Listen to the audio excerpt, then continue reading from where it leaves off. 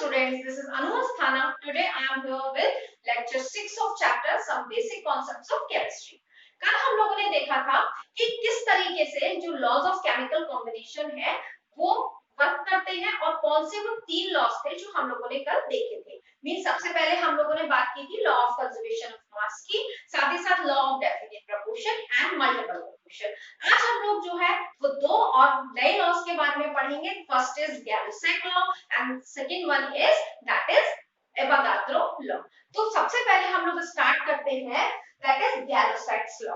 ठीक, अब देखिए सबसे पहली चीज आपके माइंड में क्या आनी चाहिए कि ये दोनों ही लॉज हमेशा गैस के लिए ही एप्लीकेबल है। आपको यहाँ पर ये चीज दिमाग में रखनी है कि ये दोनों ही जो लॉज है गैलो-सैक लॉ और एवोगाड्रो लॉ, ये दोनों ही गैसेस के लिए एप्लीकेबल है। जितनी भी गैसेस है उन्हीं के लिए एप्लीकेबल है।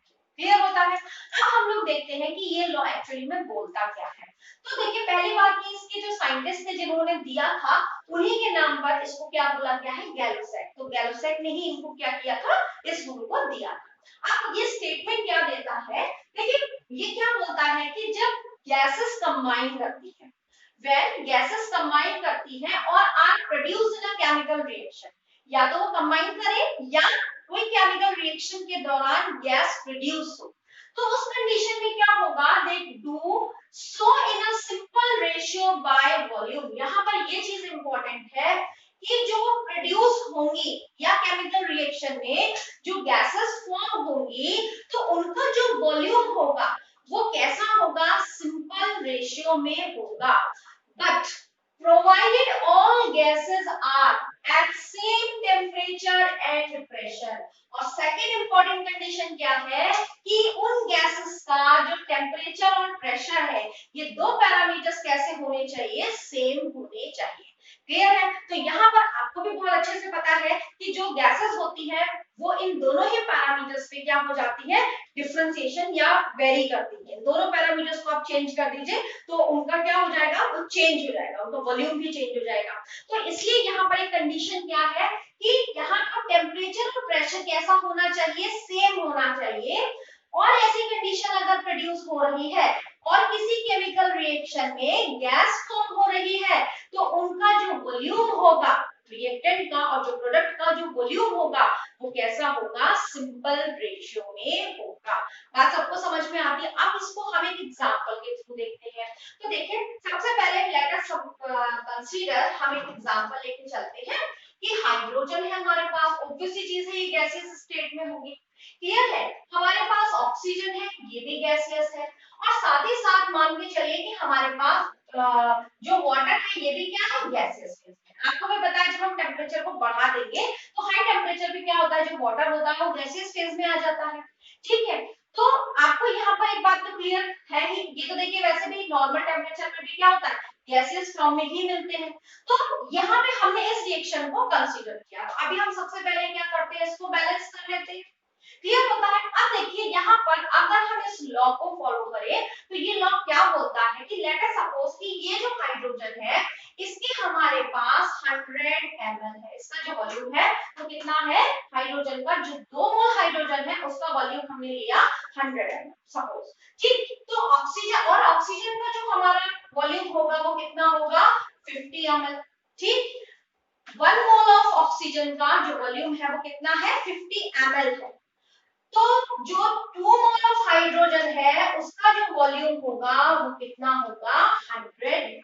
क्लियर होता है। अब अगर ये हमारे पास ये वॉल्यूम आ गया, ये हमारे पास क्या आया, वॉल्यूम आया, बात आपको समझ में आती है। तो अब देखिए इस कंडीशन में क्या है, हमारे पास इसका टेम्परेचर भी T है, मतलब अगर हम बोलते हैं कि टेम्परेचर और प्रेशर ये दोनों पैरामीटर सेम है, यहाँ पर ध्यान में रखना है कि temperature and pressure are same, इसमें कोई भी चेंज नहीं हुआ है। तो ऐसी कंडीशन में अगर हम इनका रेशियो देखें तो कितना आ जाएगा, इट विल बी, इसको देखते हैं तो 2:1:1। तो देखिए आप बहुत आसानी से, sorry not 1, this will B 2:1:2। तो आप बहुत इजीली देख सकते हैं कि ये जो हमको रेशियो मिला है इनके वॉल्यूम का ये कैसा है, ये सिंपल रेशियो। क्लियर होता है।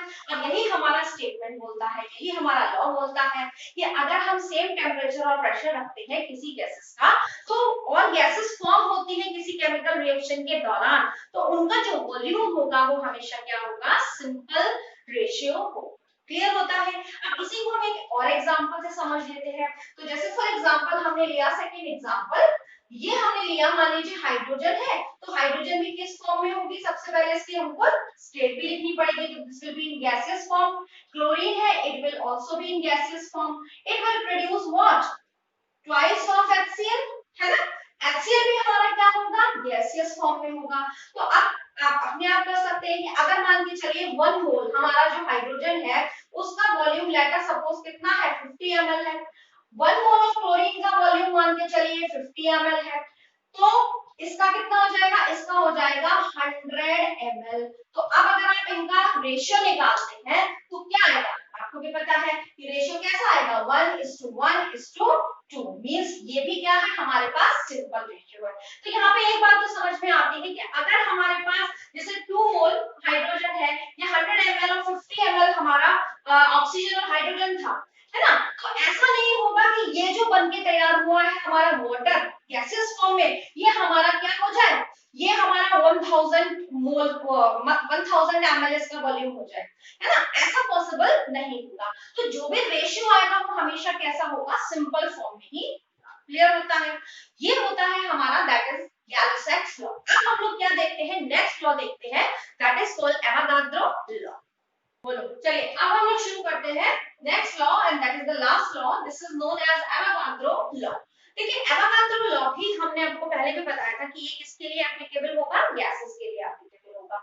ये बहुत ही सिंपल लॉ है और ये क्या स्टेट करता है कि इक्वल वॉल्यूम्स ऑफ गैसेस, मतलब अगर जो गैसेस हैं उनका वॉल्यूम इक्वल है at the same temperature and pressure, it is also very important condition कि यहाँ पर क्या होना चाहिए कि हमारे पास टेम्परेचर एंड प्रेशर भी कैसा होना चाहिए, सेम होना चाहिए। यहाँ पे देखिए तीन चीजें आई कि एक तो हमारे पास वॉल्यूम इक्वल हो, है ना, दूसरी चीज टेम्परेचर इक्वल हो, सेम हो, और प्रेशर हमारे पास सेम हो।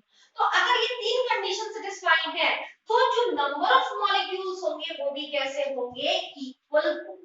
अब देखिए इसको हम एक एग्जांपल से समझते हैं। सपोज हमने एक कंटेनर लिया और इस कंटेनर के अंदर हम एक क्लोज कंटेनर है और इस कंटेनर के अंदर हमने क्या लिया है, सपोज हमने 100 ml इसके अंदर हमने, इसको हम ऐसे नहीं दिखा रहे, हम इसको इस तरीके से दिखाते हैं क्योंकि गैस है, गैस के पार्टिकल्स कुछ इस टाइप से होंगे। तो मान के चलिए इसमें हमने 100 ml इस कंटेनर का वॉल्यूम लिया है, क्लियर है। अब इसके अंदर मान के चलिए हाइड्रोजन गैस, क्लियर होता है, हाइड्रोजन जो है हमारे पास गैस है और इसके जो नंबर ऑफ मॉलिक्यूल्स हैं वो कैसे हैं, suppose it contains x molecules, इसमें कैसे मॉलिक्यूल्स हैं, x मॉलिक्यूल्स हैं, क्लियर। अब टेम्परेचर और प्रेशर हमारा सेम है, इस बात को आपको ध्यान में रखना है। अब सेम वॉल्यूम का दूसरा कंटेनर लिया हमने, सेम वॉल्यूम का ही हमने क्या किया, दूसरा कंटेनर ले लिया। तो दूसरे कंटेनर में हमने क्या किया, हमने ले लिया ऑक्सीजन गैस, मान के चलिए हमने ऑक्सीजन गैस को लिया, ठीक। वॉल्यूम हमारा यहाँ पर भी क्या है, यहाँ पर भी 100 ml है, ठीक। तो अकॉर्डिंग टू दिस लॉ क्या होगा कि अगर हमारे पास वॉल्यूम सेम है गैसेस का लेकिन गैसेस डिफरेंट है, यहाँ पे हाइड्रोजन लिया, यहाँ पे ऑक्सीजन लिया है, तो वो क्या बोलते हैं कि अगर वॉल्यूम सेम है, वॉल्यूम इक्वल है और टेम्परेचर एंड प्रेशर भी सेम है, तो जो गैसेस के नंबर ऑफ मॉलिक्यूल्स होंगे वो भी कितने होंगे, कैसे होंगे, सेम होंगे। मतलब क्या हुआ कि जो ऑक्सीजन है उसके भी जो नंबर ऑफ मॉलिक्यूल्स होंगे वो कितने होंगे, वो भी x मॉलिक्यूल्स ही होंगे। वेरी सिंपल, क्लियर होता है। यहाँ तक आपको समझ में आया कि इसका मतलब क्या हुआ। अब देखिए बहुत सिंपल है कि सपोज हमने लिया कि हमारे पास ऑक्सीजन गैस है, तो ऑक्सीजन के मान के चलिए जो मॉलिक्यूल्स हैं, ऑक्सीजन के नंबर ऑफ मॉलिक्यूल्स मान के चलिए हमारे पास है y, ठीक है।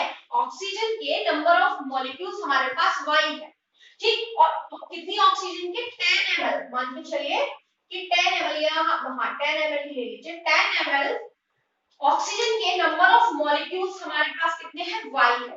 तो अगर आपसे कहा जाए कि बताइए कि 5 ml ऑक्सीजन के नंबर ऑफ मॉलिक्यूल्स कितने होंगे, तो आपका जवाब क्या होगा कि भाई जब 10 ml ऑक्सीजन के नंबर ऑफ मॉलिक्यूल्स y है, तो अभी क्या हुआ, वॉल्यूम आधा हो गया है ना, तो इसका मतलब क्या होगा कि नंबर ऑफ मॉलिक्यूल्स भी क्या हो जाएंगे, आधे हो जाएंगे।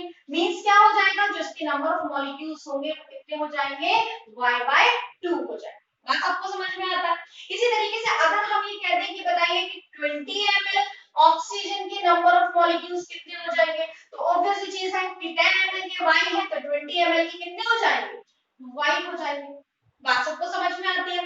मतलब बहुत सिंपल सा कॉन्सेप्ट है कि अगर हमारे पास वॉल्यूम इक्वल है और साथ ही साथ टेम्परेचर एंड प्रेशर दोनों सेम है, तो उस कंडीशन में आप डिफरेंट गैसेस लेते हैं, आप एक लीजिए, दो लीजिए, तीन लीजिए, तो जो भी आप गैसेस ले रहे हैं डिफरेंट, उनकी नंबर ऑफ मॉलिक्यूल्स भी हमेशा कैसे होंगे, सेम होंगे।